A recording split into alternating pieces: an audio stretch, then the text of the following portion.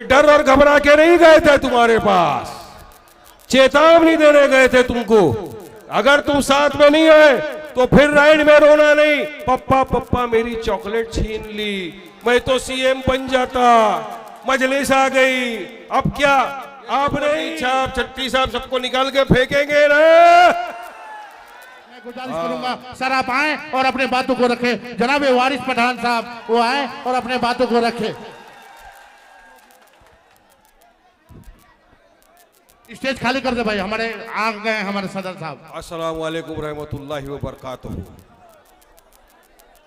दायस पे तशरीफ फरमा मजलिस इत्तेहादुल मुस्लिमीन के तेलंगाना से आए मेरे भाई एमएलए माजिद हुसैन साहब, आपका अपना लाडला, आपका अपना भाई, आपका अपना कार्यकर्ता, आपका अपना दोस्त, बहादुरगंज का ऐसा शेर तौसीफ आलम साहब, चेयरमैन साहब, तमाम मजलिस इत्तेहादुल मुस्लिमीन के जिम्मेदारान और यहाँ पर मौजूद मेरे दोस्त, मेरे बुजुर्ग, मेरे भाई और घर पर बैठ के सुनने वाली मेरी पर्दा नशी माँ और बहनें, लोहारगढ़ की आवाम को वारिस पठान तहे दिल से सलाम करता है, क्योंकि आज आपने इतिहास रच दिया। यहाँ पर ये जो हजारों की तादाद में सरों का समंदर यहाँ मौजूद है, ये इस बात की गवाही देता है कि इंशाअल्लाह आप सीमांचल बदलेगा बदलेगा और जरूर बदलेगा। इंशाअल्लाह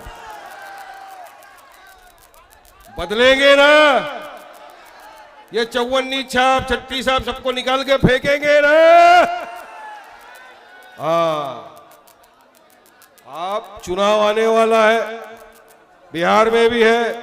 जिस तरह मुख्तलिफ सियासत पार्टियां अपने अपने उम्मीदवारों को मैदान में उतारेगी, इसी तरह मजलिस इत्तेहादुल मुस्लिमीन भी अपने बीच में, आपके बीच में अपने उम्मीदवारों को पूरी ताकत के साथ ठोक के उतारेगी इंशाअल्लाह ताला। हमारा इरादा, हमारा मंशा, हमारी नीयत एक ही थी कि किसी भी तरह से बीजेपी को हराया जाए, एनडीए को सरकार में आने से, सत्ता में आने से रोका जाए।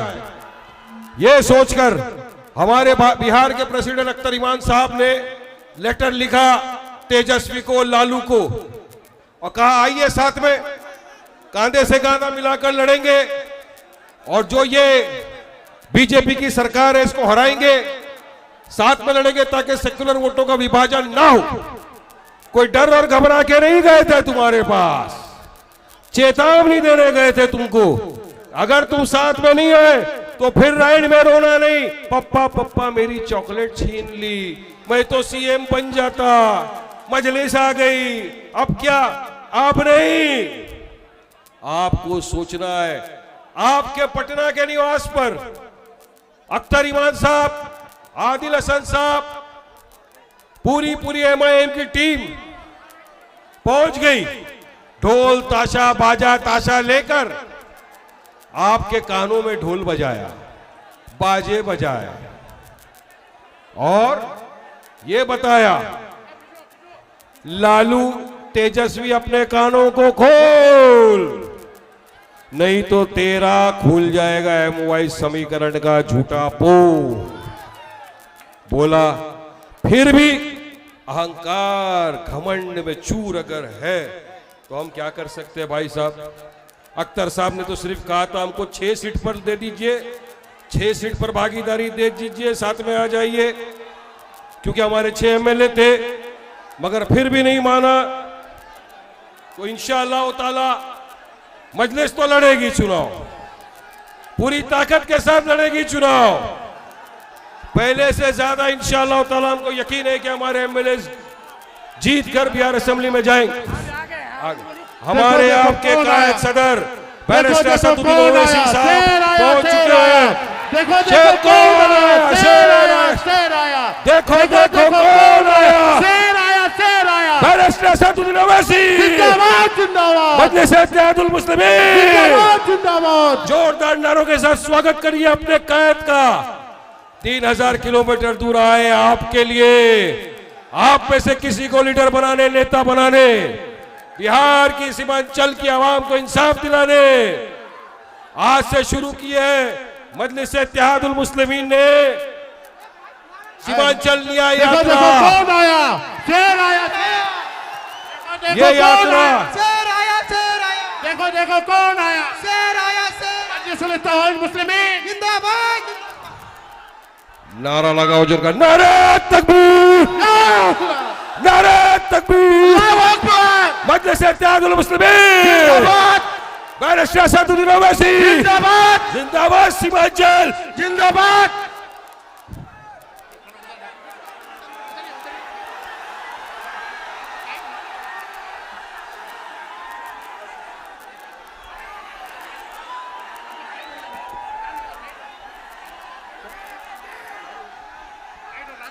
अब आपके हमारे बीच मजलिस इत्तेहादुल मुस्लिमीन के national president, member of parliament अलहाज मोहतरम जनाब बैरिस्टर असदुद्दीन ओवैसी साहब मौजूद हैं।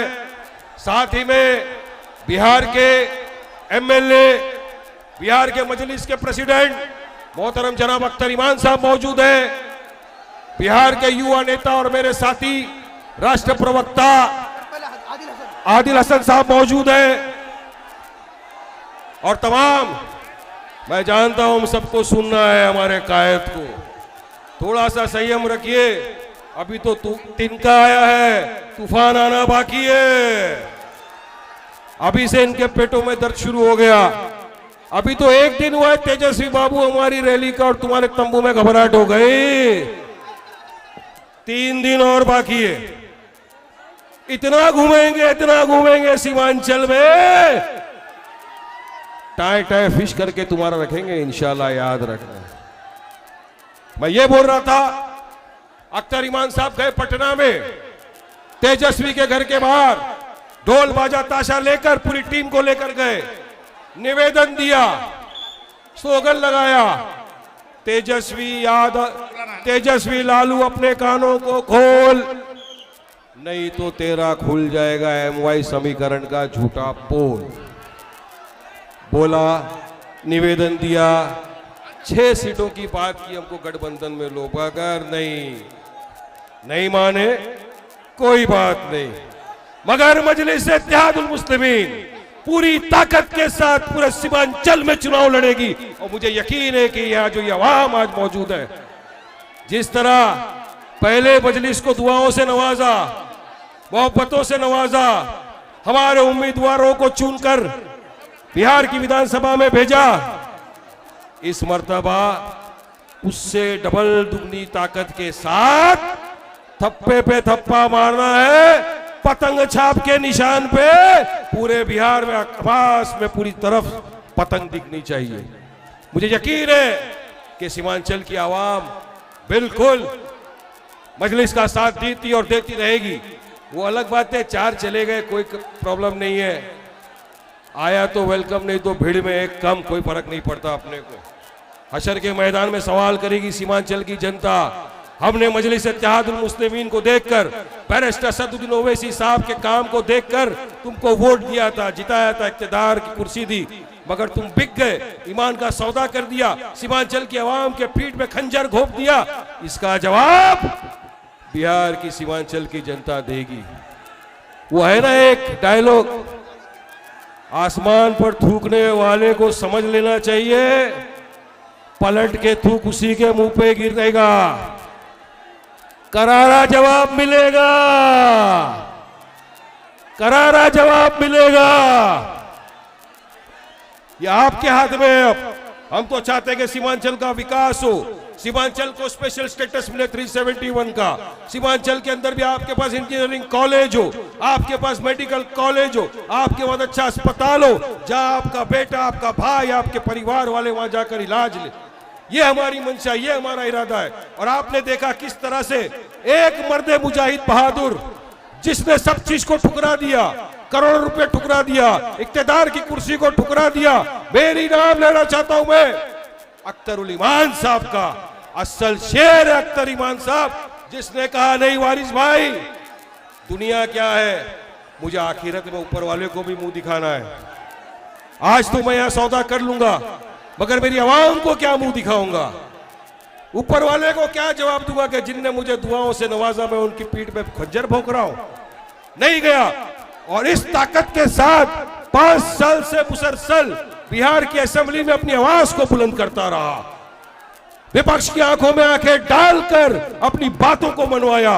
यही नहीं, इतने 5 साल के छोटे से कार्यक्रम में सिर्फ छोटा टाइम था, सब ऑपोजिशन में थे, लेकिन उसमें भी 800 करोड़ रुपए का बजट के पास करा के लाए और अपनी कॉन्स्टिट्यूएंसी के अंदर काम कराया। ऐसा है मजलिस का शेर।